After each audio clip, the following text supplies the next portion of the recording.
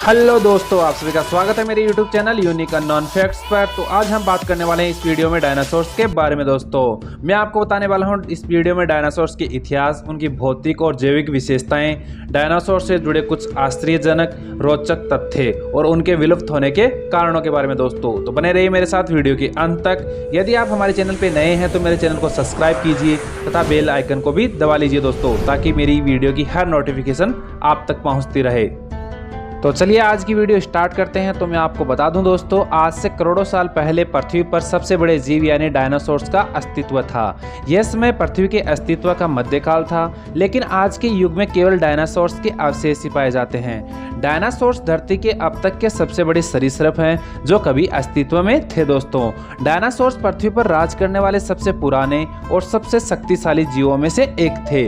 उनकी विलुप्ति कई मान्यताओं के बाद आज भी एक रहस्य है। हमें जीवाश्मों से उनके अस्तित्व के बारे में पता चलता है। दोस्तों वैज्ञानिकों और शोधकर्ताओं की हमेशा से इस जीव में दिलचस्पी रही है, लेकिन 1993 में फिल्म जुरासिक पार्क के रिलीज होने के बाद आम लोगों में भी इस जीव के बारे में जानने की उत्सुकता बढ़ गई है। इनके आकार से लेकर व्यवहार तक लोगों में डायनासोर से जुड़ी हर चीज को लेकर उत्सुकता बढ़ गई है। दोस्तों तो चलिए अब बात करते हैं डायनासोर्स की हिस्ट्री के बारे में। डायनासोर्स की उत्पत्ति आज से 23 करोड़ साल पहले हुई थी।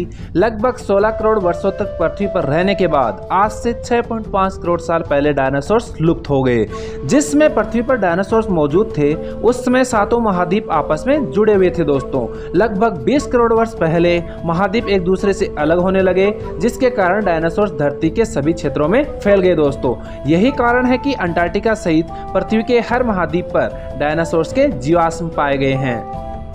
इसके अलावा मैं आपको बता दूं दोस्तों, पृथ्वी पर डायनासोर 16 करोड़ वर्षों से अधिक काल तक अस्तित्व में रहे। मानव जीवन इसका केवल 0.1% है। जिस काल में डायनासोर्स पृथ्वी पर जीवित थे उसे मेसोजिक एरा कहा जाता है। वैज्ञानिक मेसोजिक एरा को 3 काल में विभाजित करते हैं, टेरासिक, जुरासिक और क्रेटासियस काल के अंदर। इसका कोई ठोस प्रमाण तो नहीं है दोस्तों, लेकिन वैज्ञानिकों का मानना है कि डायनासोर्स करीब 200 साल तक जीवित रहते थे। डायनासोर्स के जीवन काल का अनुमान मगरमच्छों और कच्छों के साथ तुलना पर आधारित है। आपकी जानकारी के लिए बता दें, डायनासोर शब्द का प्रयोग सबसे पहले ब्रिटिश जीवाश्म विज्ञानी रिचर्ड ओवन ने 1842 में किया था। दोस्तों डायनासोर्स के बारे में अध्ययन या शोध करने वाले वैज्ञानिकों को पैलेओंटोलॉजिस्ट, जीवाश्म विज्ञानी के रूप में जाना जाता है। ये लोग चट्टानों और जमीन से मिले जीवाश्मों के जरिए डायनासोर्स के बारे में अध्ययन करते हैं।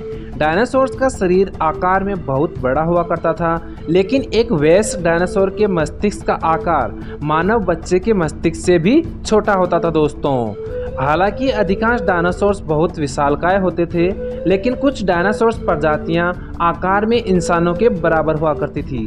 डायनासोर जो छोटे आकार के थे उनकी ऊंचाई 4 से 5 फीट होती थी, लेकिन विशालकाय डायनासोर्स की ऊंचाई लगभग 50 से 60 फीट होती थी। ऐसा माना जाता है कि उस समय डायनासोर्स की करीब 2468 प्रजातियां थी, जिनमें से कुछ प्रजातियों में उड़ने की क्षमता भी पाई जाती थी। दोस्तों इसके अलावा जिस तरह सांप और छिपकली अपनी खाल उतारते हैं, उसी तरह डायनासोर्स भी समय के साथ अपनी खाल उतारते थे। आज पाए जाने वाले कुछ पक्षी डायनासोर्स परिवार के सबसे करीबी सदस्यों में से एक हैं। डायनासोर्स 20 मील प्रति घंटे की रफ्तार से दौड़ सकते थे।